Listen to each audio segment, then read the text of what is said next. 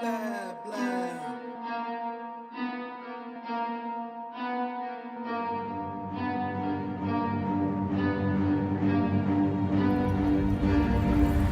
I got problems on problems on problems on problems on problems on problems. I solve them. I run through the money. The pressure be calling. Left on my blessings. I feel like I'm falling. The birdie is back. Tell me I'm garbage. I'm going through something. That's why I ain't calling. Phone and progression is all that I wanted. The phone and affection. What's going on, ladies and gentlemen? It's the one and only Dark Waters, James Williams. I kind of feel like I'm a big deal in the paranormal community. I may not be, you know what I'm saying? But part of me wants to say, I know a few people. I did a few things. And when it comes to talking about Bigfoot and Dogman, when I find people who actually know what the hell they're talking about, I get excited. And you guys know I've talked to thousands of witnesses, but it takes some time to get to really, really good guests. And I'm feeling like, based on the pre interview with these two gentlemen I'm bringing to you tonight, I have some phenomenal guests on my hands. So I'm hoping that you guys will enjoy this conversation. I don't know where it's going to go because it's not pre planned. We did a little chitter chatting, but we're not planning anything. It's not, you know, scheduled out. It's not mapped out conversation. We just gonna let it flow, and you guys know how it goes down when that happens. Next thing you know, we're talking about strippers and Bigfoots and aliens, and it just goes crazy. But it's a fun interview. With that being said, I would like to introduce Brett Eichenberger and Toby Johnson. Gentlemen, how are you guys doing today? Doing great, Derek. Thanks for having us tonight. I'm happy to have you guys, man. I really am. I love talking Bigfoot. I love talking Dogman. I love learning. So I'm gonna start off with saying this. I'm humbling myself because I do think I know a little bit, but I want to learn from you guys and get your opinions on the Sasquatch phenomenon. But before we go there, first of all, I need you guys to run down to my audience, and I need you to understand when I say audience. Right now, we're like 67,000 on YouTube. We're 3,000 on the private membership. So let's just say 70,000 people. I need you to run down for them what you currently have going on, what kind of other interviews you've done recently, and the projects that you have. And after we do that, we're going to be like a ball shot out of a cannon talking about these big hairy monsters. So, Brett, why don't you start off and talk about the documentary that you guys are working on? Okay. So we've got a documentary. It's been out for about a month. It's on most of the major video on demand platforms like Amazon, iTunes, Vudu, Google Play, YouTube. You can rent it on YouTube, and it's called "A Flash of Beauty: Bigfoot Revealed." This is our first chapter in right now what is going to be a series of two chapters. The first chapter is going to be covering the flesh and blood, if you will, of Bigfoot, and the second chapter is going to be covering the paranormal side of things.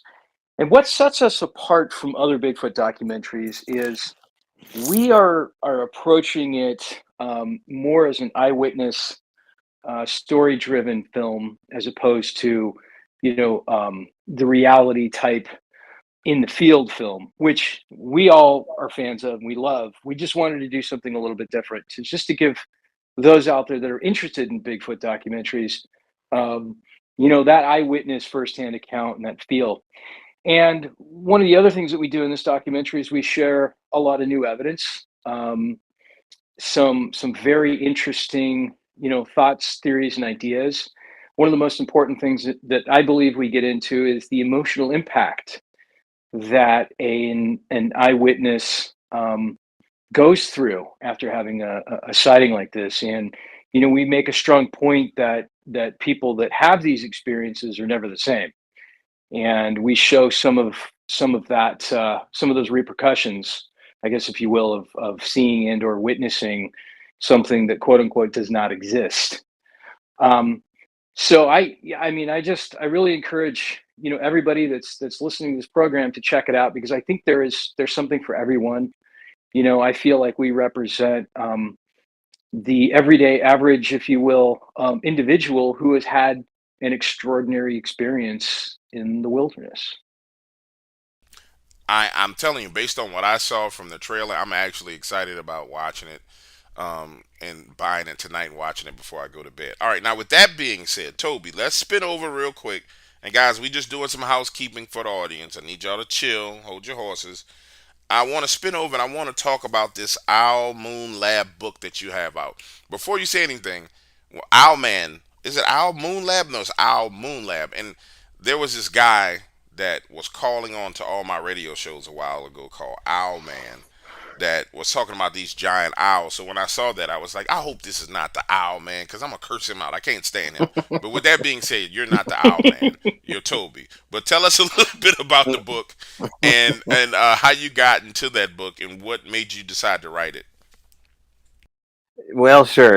As we were explaining before in the pre-interview, I started this in the mid 2000s, looking into these mysteries when we found a single trackway in the little town of Thurston, Oregon. And I went down the rabbit hole headlong and found out that Sasquatch is multi-layered and perhaps even multi-dimensional. So that's a long story. Fast forward to around 2018, and by this time, my full-time hobby is looking into habituators or extended experiencers who claim to have Sasquatch in their own backyard, or they can go to a section of property where there's a hot spot and have continued experiences. And so I found myself knee deep in a little place called Cottage Grove, Oregon, and put pen to paper, broke out every recorder, camera equipment I had, told the property owners I'd love to move in. They said sure. And so I studied it for about a year and a half straight. And we had a lot of incredible stuff happen, a lot of forensic evidence, a lot of audio evidence. But the greatest evidence of all was how it changed me as a person. When you find out that the supernatural, the paranormal, is not only real, but it can follow you home, things get real. And so this book's a little bit different because of the fact that it's also now in this documentary, The Flash of Beauty. But it also has it's an interactive book. So just to plug it a second, if as you read along in the book, you have these QR codes embedded. So you go to the chapters, you scan your phone, and it actually goes to the field evidence of the audio and the video from that site. But fast forward to the documentary now. This is, as you said, a beautiful documentary. And as a guy that was invested, since the mid 2000s into Bigfoot documentaries, folks, this is something totally different, totally unique. I mean, the name alone should tell you that it is Flash of Beauty. When's the last time you heard of a Bigfoot movie called that? And it's just an absolute privilege to be involved with it. Absolutely. Now we can get down to some business and have some fun. So let's imagine a pie on a table in front of us, guys. All right, we're gonna start slicing this Bigfoot pie up. Let's start with some of the simpler stuff. The whole flesh and blood, Bigfoot in the woods, Bigfoot experience and encounters that people have had. Talk to me about some of the encounters that stand out in your mind that your witnesses have had, like the ones that are prominent encounters. Now, I don't want you to go into all the stuff in your documentary. I don't give away too much, but what I've discovered is over time, you talk to so many witnesses, you have an encounter that sticks out. But sometimes that encounter is it's not something picked up a log and threw it at them, but there was something about how that creature interacted with that witness that was so profound that you learned a lesson from it. Talk to me about one of those encounters. Oh boy, this is a tough one. I feel like we've got amazing encounters in this film. One we were talking about earlier today, actually, Tobin and I were talking about was there's a guy named Larry Turner who has had 7 different sightings. And this is in Western Oregon in the Oregon Coast Range. And Larry Turner, because of all of his sightings, this is a guy that spends more time outside than he does inside. And he goes camping any chance he can get. And, where he's located, he actually lives about 5 miles from me. He's, half hour, 45 minutes from, some pretty pristine wilderness. And so he went out one night and he set up infrared, alarms, and he set them up at 7 feet. So anything that is 7 feet or higher will set them off, so he's not getting false alarms and whatnot. So sure enough, in the middle of the night, this alarm goes off and it wakes him up. And the next thing he knows, he's got a hand cradling his head underneath his head, the thumb wrapping around the chin. And it's kind of like, it's almost like a doctor giving you a physical or something to see how far your head, will rotate back and forth. This giant hand is doing that to Larry's head through the tent.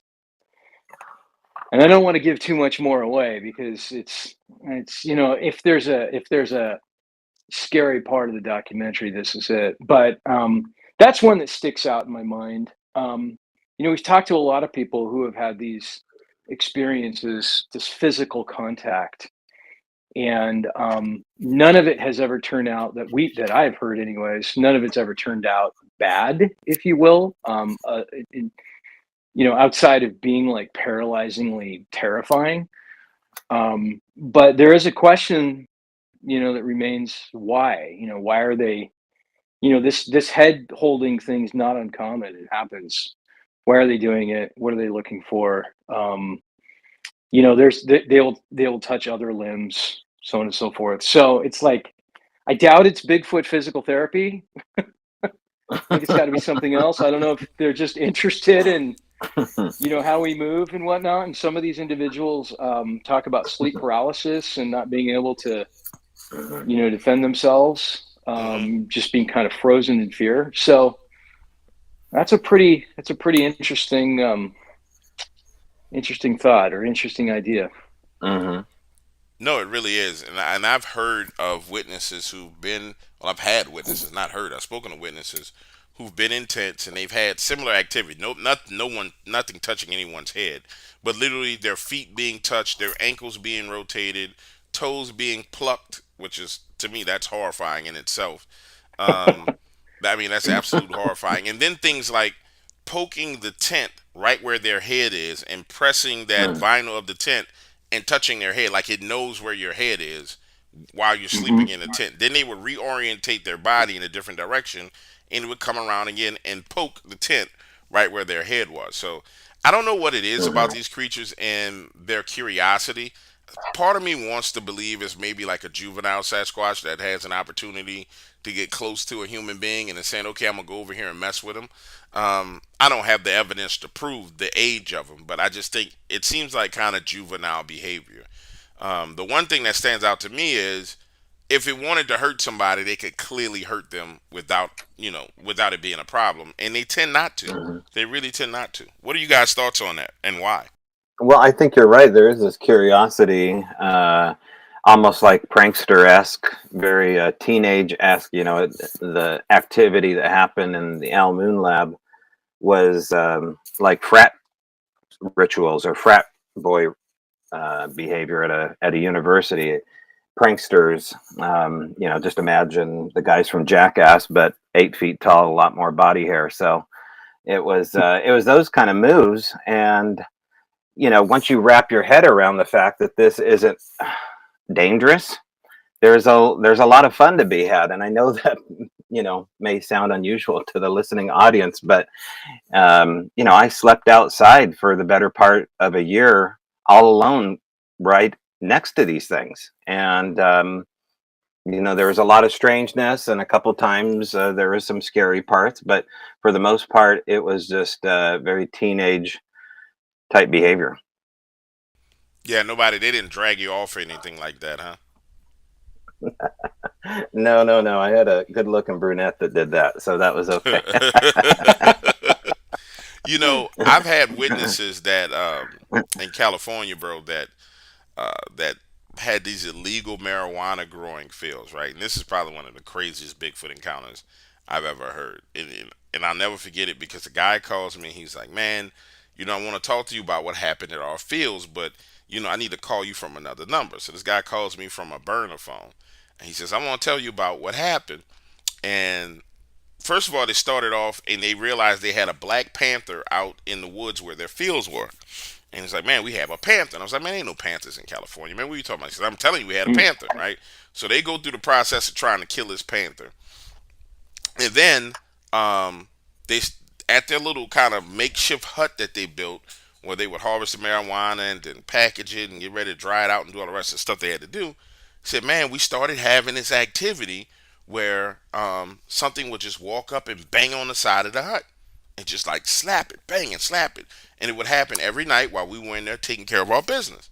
And I was like, well, bro, what do you think it was? He's, oh, I'm going to tell you what it was. So fast forward like 3 weeks later, one of the guys are out there and they ended up starting a fire and some of the marijuana caught on fire. And so he's like, bro, he's like, James, I tell you no lie. It's like, bro, I tell you no lie, bro. Listen. He's like, man, this thing ended up getting high. Like it, the smoke, started getting high off the smoke, and it was just there beating on the tree, stepping out, beat on the tree, step out, beat on the tree, Ooh. and it was like it was enjoying being high. And I was like, bro, you lying to me. And I had to go back and talk to his partners. These guys are straight up hardcore marijuana growers, illegal growers.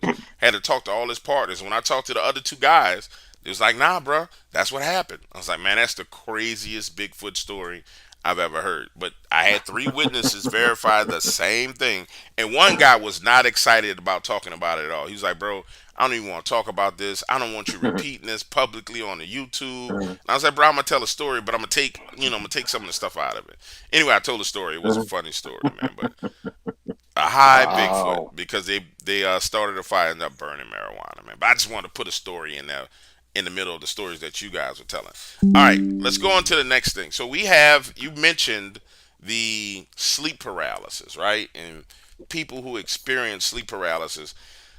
Are we talking about from a perspective when they're actually out in the woods in their tent? Or are we talking about people who are back at home and have encounters around their property and they're in their beds at home? Which perspective of sleep paralysis are we talking about? Because in my opinion, it's two different. One is more of a supernatural, spiritual aspect, and the other one is maybe something standing there staring at you and you're scared to death. What perspective are we Right. talking about? What kind of location? You want that one, Brett? Yeah, that's okay. I can't get into this too much because we just don't get into it really hardly at all in the documentary. But I think it's more of a frozen in fear paralysis as opposed to you're about to be abducted paralysis Mhm. or night terror paralysis. Um, I mean, I like I said before, I have heard stories from witnesses, but we don't have any in this particular film. But I've heard stories of folks just not being able to move, Mm. while these encounters are happening. And so I don't know if this goes back to something that we can talk more about, which is the infrasound and whatever it is that they use to stop people in their tracks. Mhm. And I know Tove has a story about that he can get into as well. So it could be related. It probably is related. Yeah. Well, what he's alluding to perhaps is, when you get involved with Sasquatch research, one of the things that you do is you go walking in some crazy places, and there may be consequences of where you step. And on one of those occasions, above near the Almoon Lab property, there exists an old logging road where, I went up with 5 or 6 people, and by the end of the night, only two of us were left. And so, literally, minute by minute, people were being picked off this mountain by this invisible wall of fear. I had, grown men that were on EMT services up here in the Mackenzie River that were telling me crazy stuff like, why am I going to cry? I need to get rid of my gun. I'm going to be sick. They're huddling down on the ground, almost like they're hiding from something. As far as I knew, these men were passing every psychological exam the state offered them in order to do their job. So it didn't make any sense. But the fact is, we're up there looking for Bigfoot. So you hear these kind of stories all the time. And that's just one of the things that you just kind of have to wrap your mind around. Is this physical? Is this non physical? Is this supernatural? I tend to think it's a little both. It's an unknown science of some kind. I don't believe it's just infrasound because whatever they're doing, they're able to pinpoint it to individuals and get inside their head and say things to them. And that's an interesting thing for just an animal to do. Yes, absolutely. We had a field researcher right at the end of my camera project, the Dogman Cams project. I had a field researcher that was going out into the field, and he went out into the field with an EMF detector on him. Now we know this is active Bigfoot territory. It's documented. I mean, hundreds of people have seen on camera live, watched the Bigfoot step out, open his mouth, bat its eyes. Everybody saw it, right? Um, so we know it's an active area. Well, he goes out into the field with an EMF detector, um, and it starts going off. Like he's standing out. You see him on camera. He's standing out in the middle of the field. He's got like a back camera, like a little GoPro on his back, GoPro on his chest, and it was weird because we were watching him. The EMF detector goes off, and he says, "Man, I feel weird. I feel really, really weird." And then he just turns around, and I think he had been in doing. Normally, the experiments would go like 2, 3 hours. He just turns around and goes back in the house and gets on the internet and starts talking. And we like, "Yo, what you doing?" And he's like, "Man, bro, like I just wanted to go inside." I'm like, "Well, why did you come inside?" Mm-hmm. "Bro, something made me want to go inside." So he goes back out, orders a oh, that night when he goes to bed, he wakes up with a nosebleed, like his nose is pouring blood. He has bad dreams, and so he decides, okay, I'm gonna try and do something different. So he gets a tactical vest, and he puts some metal inside the vest. He gets a helmet. He puts this protective lining inside of the helmet that will protect from EMF. Mm-hmm. Goes back out into the field. Goes back out into the field. The EMF detector goes off. This time he stays out there. No nosebleed, no nothing. I mean, he didn't experience anything freaky or weird. He stayed out there, but then the activity got real aggressive, almost as if it was like they were telling him, okay, they were doing something to him to get him to leave. And when it didn't work, Mm-hmm. then they started getting physically aggressive to the point to where he Mm-hmm. had to pull his weapons, like, okay, y'all need to back off, blah, blah, blah, blah, blah. And people sometimes refer to that as, I think, call it infrasound, but we Mm-hmm. weren't hearing a sound. There was no sound at Mm-hmm. all. And I'm not exactly sure what the official textbook definition of infrasound is, but I'm thinking some kind of way they are manipulating magnetic fields that cause the body to react in a negative way. And if you think about it, when I was an engineer and I worked for energy, when we went out to high power transmission lines and we got anywhere near those high power transmission lines with those huge magnetic fields, bro, you could be out there under a line for 5 minutes and you feel like you're going to vomit and you're going to die because the magnetic fields were that strong. Mm-hmm. All the way down to if you went to a power substation and you stayed in the power substation too long, the magnetic fields in those substations made your body start to feel weird.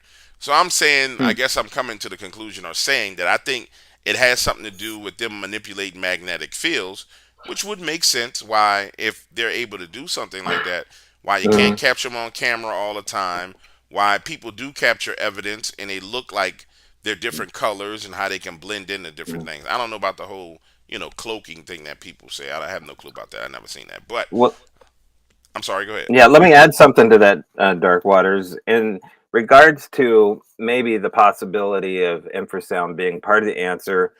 Um, what we get into in the film is the emotional consequence of having your worldview stripped away in a second, and in less than a half a second. Sometimes, these sightings are usually very short, and yet the profound effect of what happens to these grown men, grown women, is something that is just, it's undeniable. I mean, everything changes for them after these encounters, and there's this psychological ramification of what happens to this trauma. What do you do with this trauma? What happens with your family? What happens with your job? What happens with this new addiction that possibly has sprung up in your life, or this new phobia or fear?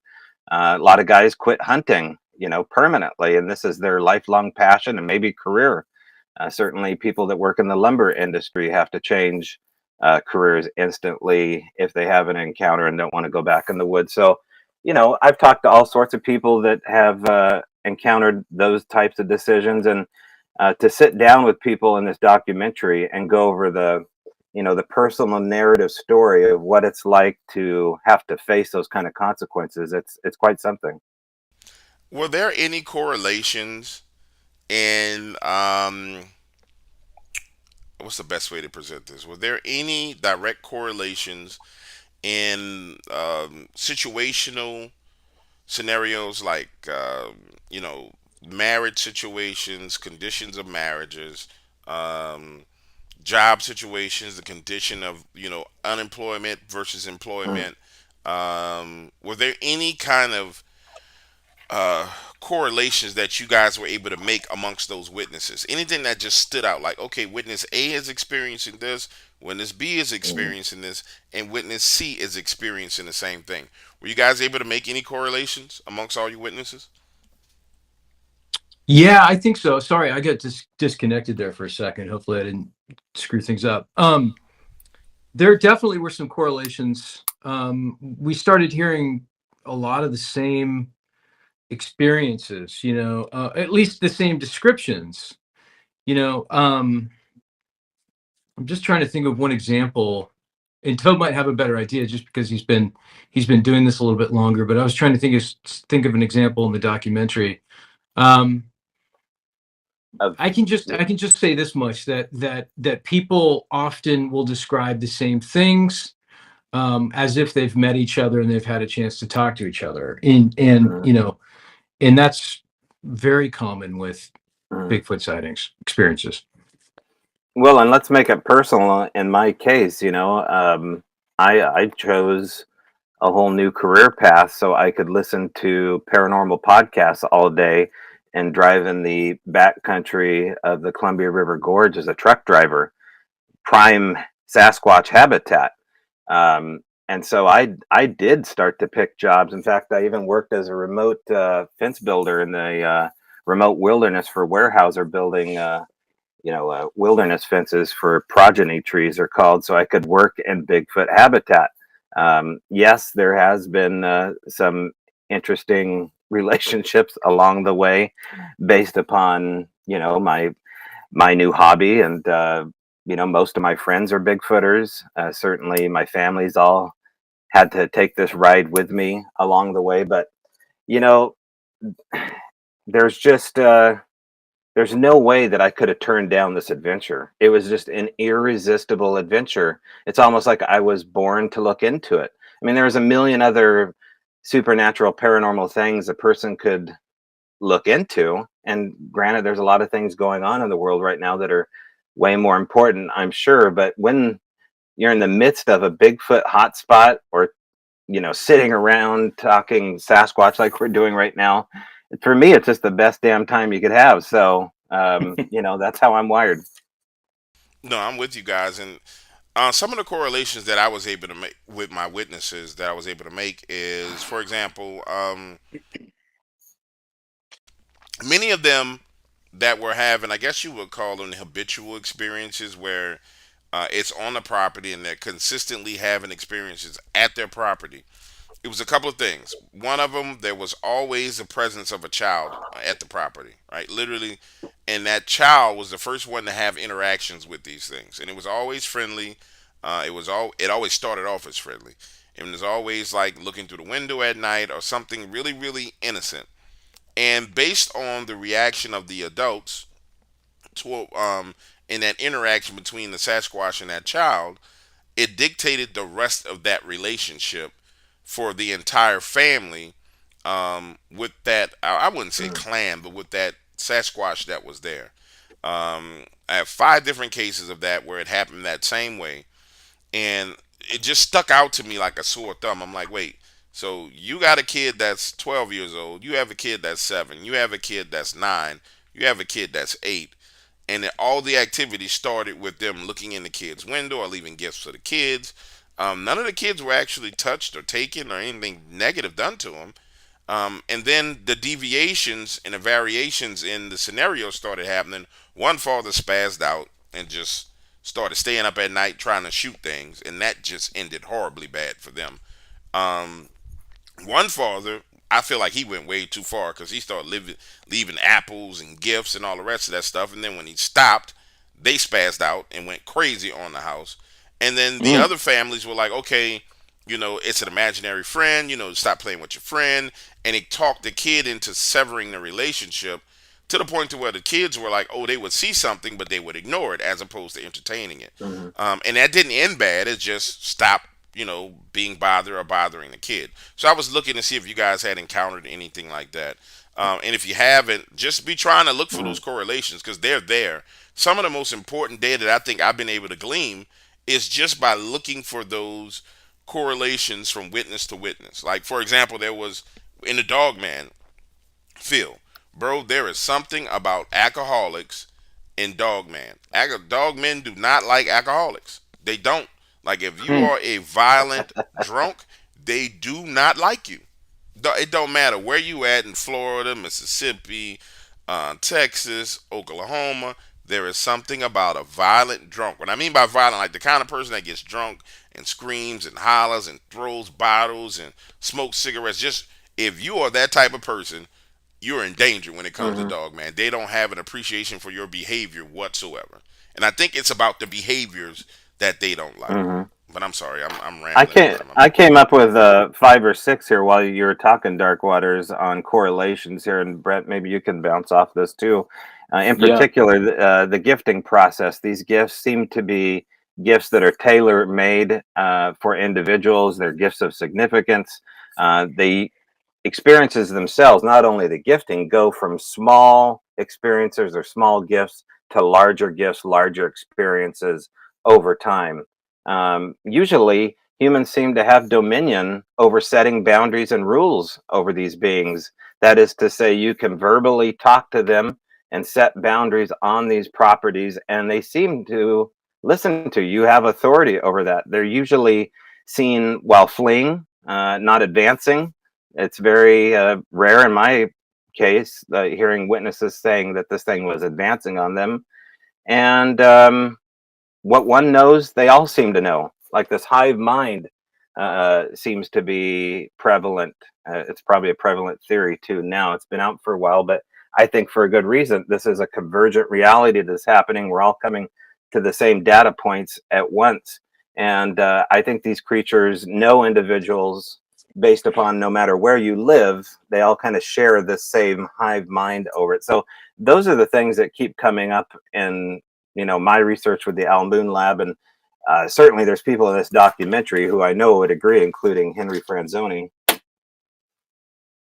Yeah, and just to bounce off of that, there's a couple of things I want to bring up. The first is we interviewed Arla Williams in the film, and she's going to be featured in the second one too. And Arla's had a relationship with these beings going back to about the age of 5 years old. So I don't know exactly how old Arla is, but somewhere between 50 and possibly 60 years that she's been communicating with them and seeing them and interacting with them, and she considers them family, and she has names for them.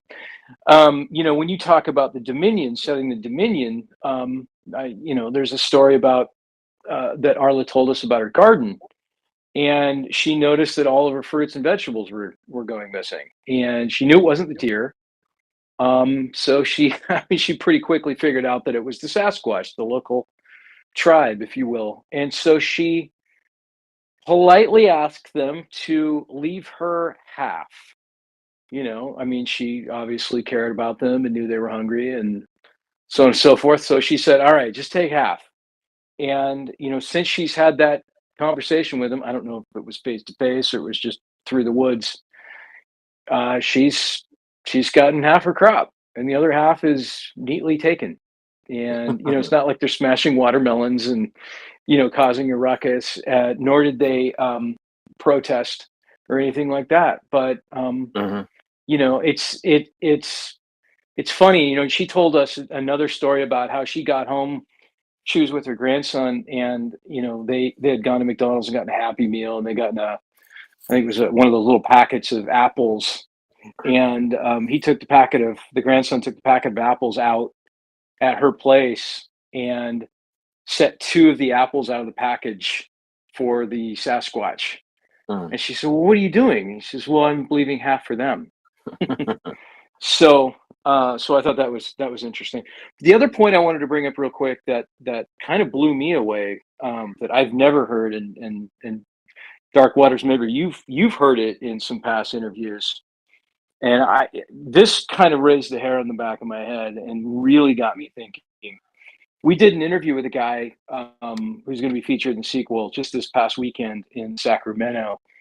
And this story actually happened on Arla's property about 10 years ago. And he was he was out there with her in the dark, and he was having interactions with about 5 of these local Bigfoot, and he saw a woman in all white kind of coming towards him, and he thought it was a woman that was on the property at the same time, and he called her name, and she just literally just disappeared, just like that, instantly. And of course, later on that night, he asked her, he says, "Was that you?" And she says, "No, I've been here all along. I didn't go into the woods, nor would I." So I'm wondering if, I'm kind of wondering out loud if this electromagnetic energy or frequency that they're generating, and again, we're going to talk to more people about this, the science behind this, but is this something that's causing other phenomenon that's hiding behind this EMF Mhm. veil, if you will, to appear? Have you heard of any other stories of people seeing ghosts at the same time? Yes. Out of this is west, north, south, east, west. This is west of Fort Pierce, Florida. Southwest of Fort Pierce, Florida. I was talking Mm-hmm. to a bunch of youngsters. They had to be in their late late 20s, and they were telling me about this Bigfoot encounter that they had. And they're on the back of their property. There's this pond, and so during the daytime they were out messing around on the side of the pond. Heard like limbs snapping and all the rest of this foolishness, crazy stuff going on. That's typical Bigfoot activity. Well, as the sun starts Yeah. going down, they see, not only do they see a Bigfoot, well, actually, before they see the Bigfoot, they see this woman in white that walks out into the pond. Like she just walking in a white dress. She walks out, walks into the water of the pond. They all run out there and they're like, "Yo, you going to get out our pond? What are you doing?" They're fussing at this woman for being in their pond. And there's like, "Yo, Dark," like she was in the pond and then she just disappeared. And they had surrounded her on all sides of the pond because they wanted to get her out of there. And these are young black kids, and he was like, "What this white woman doing in all pond and all white? She done lost her mind." He's spazzing out, and they surround her on all sides because they didn't want her to be able to get away. They wanted to get her and call the police. Well, she disappears, and then the one that's on the far back side of the pond, the dude who's closest to their wood line, starts to hear this breathing, turns around, and sees this huge, gigantic Bigfoot. He described it as like 9 feet tall, and is looking at him. They all spaz out, run into the house, call the police. Police come. They trying to tell the police, and one of them was smart enough to say, "Man, you know what?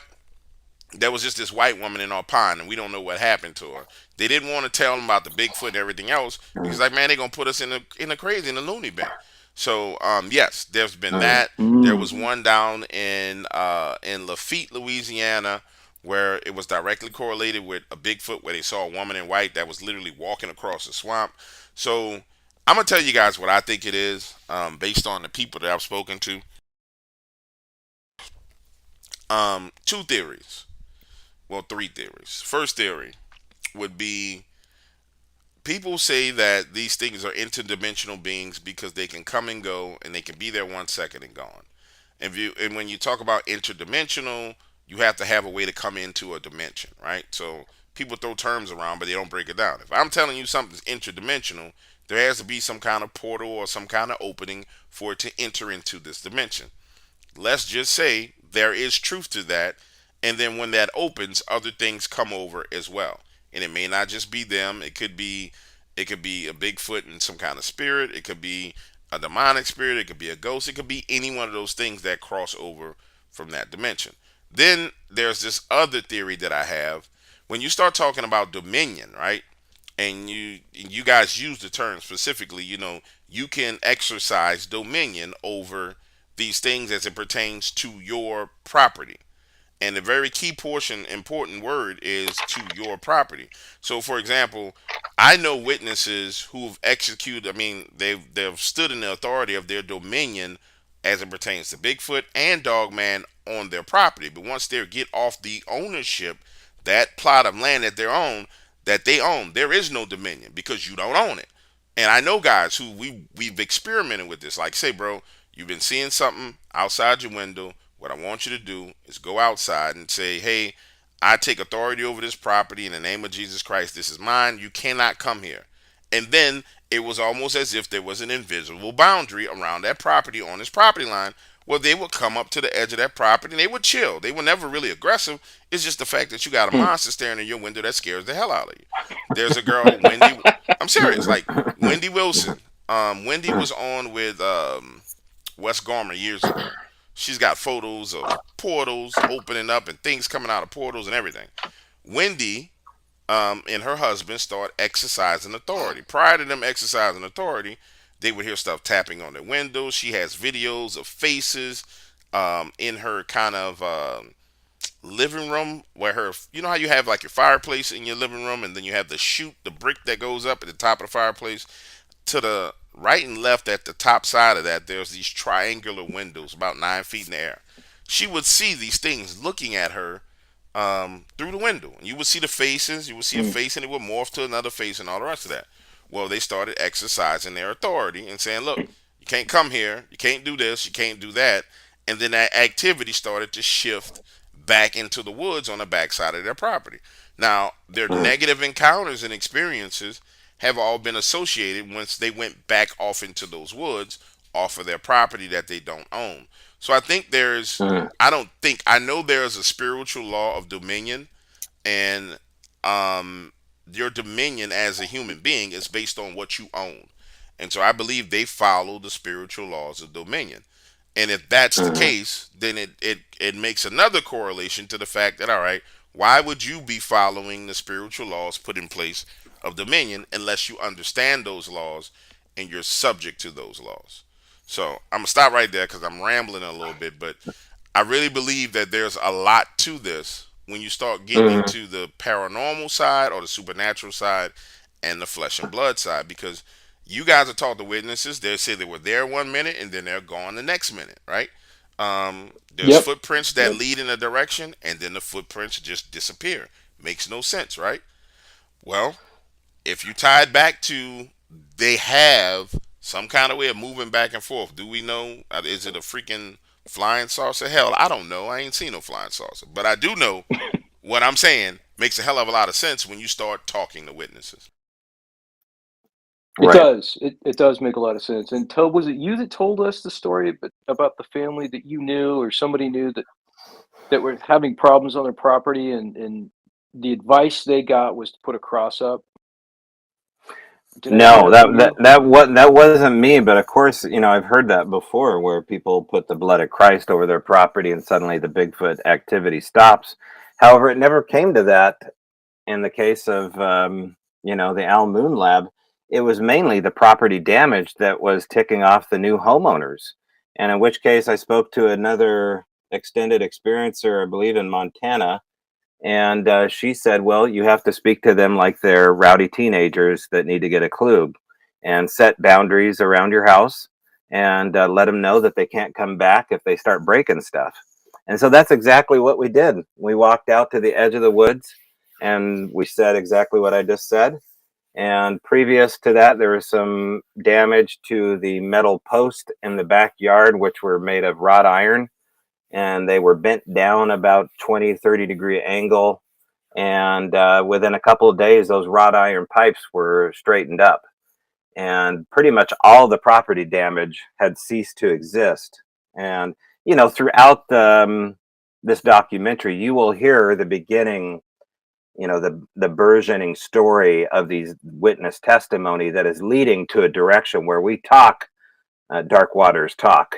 And once we get there, it'll be a beautiful thing. And we're just not quite there yet, but it's coming. Mm-hmm. Yeah. Well, I think it's. Let me ask you guys another question. I'm trying to. I want to ask questions, but I don't want to dig too deep in the documentary because I want people to watch this. I don't want you. Mm. All right. So I know we got a number of witnesses we've interviewed, and we alluded to the effects that these encounters that typically last seconds have on a person for the rest of their lives, right? Um, what's the best way to put this? Give me one example of a traumatic change. Now, and we're not the normal traumatic change. The normal traumatic change is, oh, I saw something in the woods, it scared the hell out of me. I'm not going in the woods anymore. That's par for the course. That's like, that's like shooting a little. That's like putting on a green. That's Mm. an easy one. Give me an example Oh of yeah. one that's a little more out there, an interaction or reaction that was a little bit further out there that you guys are like, whoa, I can't believe a person took it that way or it made them behave that way. Mm. You want that one? Mhm. Okay. Okay. You asked for it. Um, and and I think, and what I'm about to say has got some spoilers, but that's okay because people need to watch this. So a gentleman by the name of Daryl Wilson, um, I met at Phenomicon. We met, I should say. Both Jill and I met at Phenomicon last September. And long story short, Daryl was diagnosed with terminal cancer. He had melanoma. It had spread through his entire body. They removed what they could, which included about a good sized chunk or skull cap, I guess. I mean, they literally took off his skull and took as much out of his off his brain as they possibly could, and then took some flesh from his stomach and patched up his head. And he's got a huge piece there, which he shows on film. It's not graphic, don't worry. But Daryl, his daughter and his grandchildren lived up in Alaska, and they lived clear out in a remote part of Alaska in a little village called St. Mary's. His son-in-law was an Alaskan state trooper, and they were the only Gusik, which is what the Inuits up there call them. Call the white folks. They were the only white folks in this village, and maybe even for hundreds of square miles. But Daryl and his wife came up there, and Daryl knew that he had maybe 6 to 8 weeks to live, and they just wanted to have fun. He just wanted to live life as much as he possibly could, as anybody would in their final days. And they were out fishing on the Andreski River, and they had a sighting. And I'll leave the details out of the sighting because it's literally one of the most extraordinary sightings I've ever heard. And what that did to Daryl was a complete and total transformation. And I don't want to allude, at least in my opinion, I don't want to allude that the Bigfoot healed Daryl. That's a whole nother conversation or another whole nother show. But what I do believe happened is the kind of change that some people have in their lives that could be negative happened to Daryl in a very much positive way. And the conditions were perfect, and what he witnessed was nothing short of extraordinary to him. He was a non-believer. I mean, he didn't believe Bigfoot. And this is a guy that's in his late 50s, early 60s. I mean, and a very religious man too. He's an LDS, and suffice to say that this sighting gave Daryl a whole new purpose in life, and saved his life. So that to me was a very dramatic Mm. change. And when you see the movie, you'll see the rest of the story. But that was something that I came away from, and everybody that's seen it comes away from very emotionally charged from that witness account. Yeah, that's one hell of an eyewitness encounter. That really, really is. Well, all right, guys, we're running out of time, and I want to tell you right now, and I'm gonna prove it to you. I just bought the documentary on Amazon. I'm serious, I Okay. did. I just bought it because I plan on watching it tonight. Um, Now here's what we got to figure out.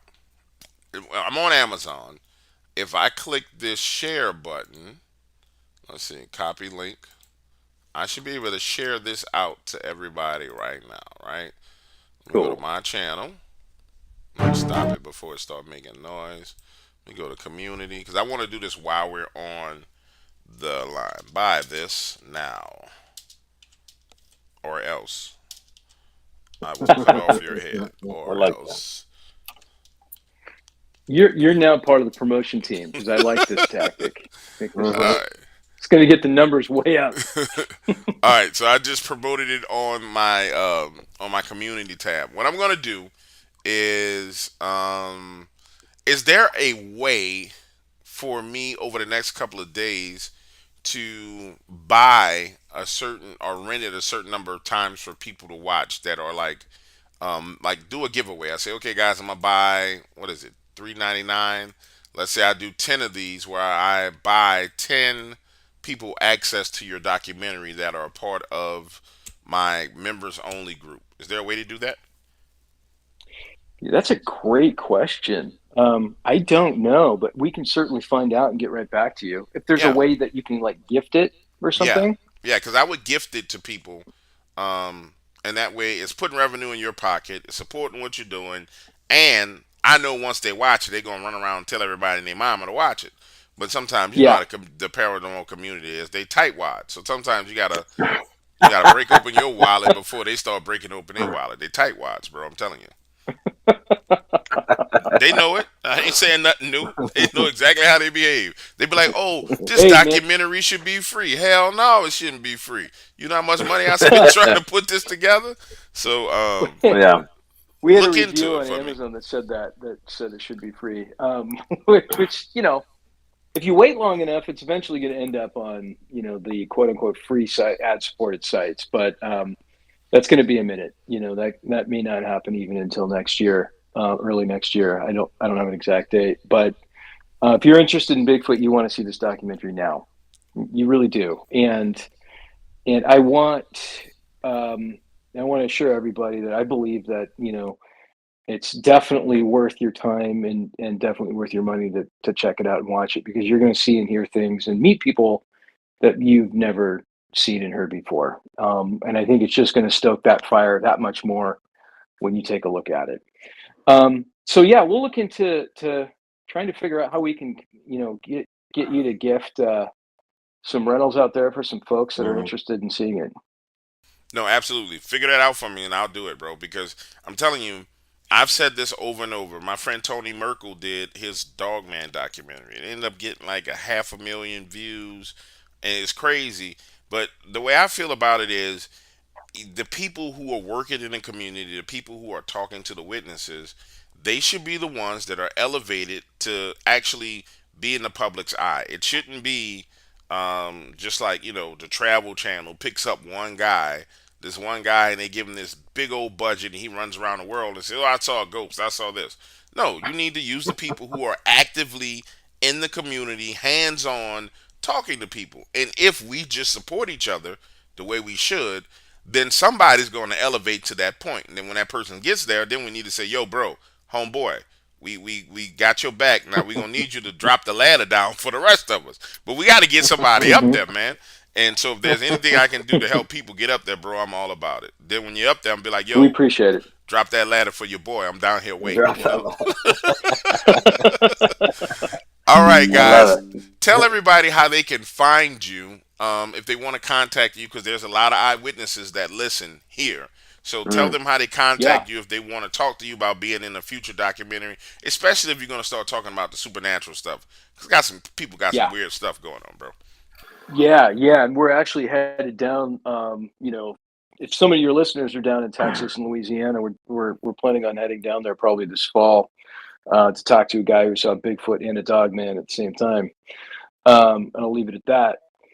The best way to get a hold of us is bigfootdoc.com, bigfootdoc.com, and there's a contact us link there. You can also buy a wide variety of merch that the profits of which go to support the sequel production. So you can get a hat, you can get a mug, you can get really really comfy hoodies and sweatshirts and all kinds of stuff. Um, so that's really the best way of getting a hold of us. All right, guys. Well, I appreciate you spending some time with me and swimming in the dog waters when the supernatural aspect of it comes out. Just come back. Let's chop it up. I'm gonna watch this tonight. I'm about to hop in the shower, lay in the bed. I'm about to watch this documentary. It's gonna give me something to watch, Cool.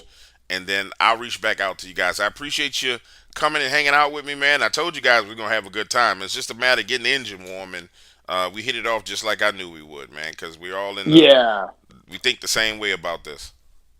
this was a lot of fun. A lot of fun, and, Yeah, it and was. I know Tove and I will be anxious to come back.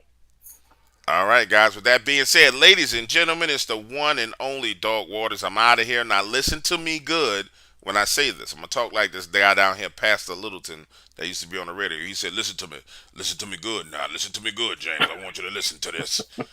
I want you guys to go out and at least rent this documentary. I'm gonna put the link. It's $3.99. Don't be a cheapskate. You guys know what it takes for people to be successful in this industry. And then, if you're a part of my audience, you already know that it takes money to make money, and it takes money in order to get this information. You paid $4 a month for Dogman cams. You paid $5 a month for IamDogWaters.com. Hook these brothers up, spend some money with them, show them some love, because that's what they need. Now, I know nobody else is going to sell it like I'm selling it, and I'm going to tell y'all why, because I've lived what they're doing right now. And I know it takes money to make things happen. So open up your wallet. It's $3. It's less than a hamburger. I mean, it's less than a meal at McDonald's at this point in time with the inflation, because a Big Mac meal at McDonald's is $9. So you ain't got no excuse. It's less than a gallon of gas, to be honest with you. So come on, bro. Handle your business, ladies and gentlemen. It's the one and only Dog Waters. I'm out of here, and I will see you guys later.